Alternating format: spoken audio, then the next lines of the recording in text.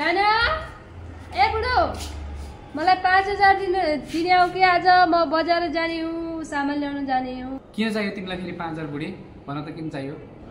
मलाई के थाहा हुनु छ त पैसा चाहियो यो चाहियो कति चाहियो के चाहियो कस्तो चाहियो के गर्ने है भनेर सोध्नुहुन्छ।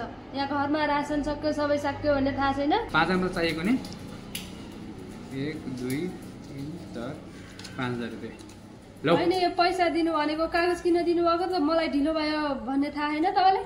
जहिले यस्तो गर्नुहुन्छ मस्ती मस्ती गरेर मात्र काम चलाउनुहुन्छ। ढिलो भयो क्या मलाई दिनु छ। पैसा तिमीलाई कम पर्यो होला पैसा त पैसा दिन्छु नि टेन्सन किन लिन्छौ कमाइए अनि डलर यहाँ 1 2 3000 ल 3000 पक्नुस् तपाईलाई। गाडी साडी धोएर पनि सक्यो झाडु पोछा गर्न पनि सक्यो बुढी नास्ता बनाएको यस्तो भोक लाग्यो मलाई। मेरो बुढा काम गरेर भोकाएर आउनुहुन्छ भने थाहा थियो। अब म घरमै बसी अब नास्ता त बनाइदिनु पर्यो। बुढाको फेभरेट नास्ता बनाइदिएछु मैले आज।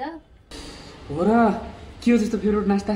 मलाई त अहिले खान मन लाग्यो। छिटो ल्याऊ छिटो बुढो लिनु तपाईको नास्ता आइसक्यो है। भोक लाग्यो है के हो यो कागज 5000 मात्र चाहिएको नि 1 2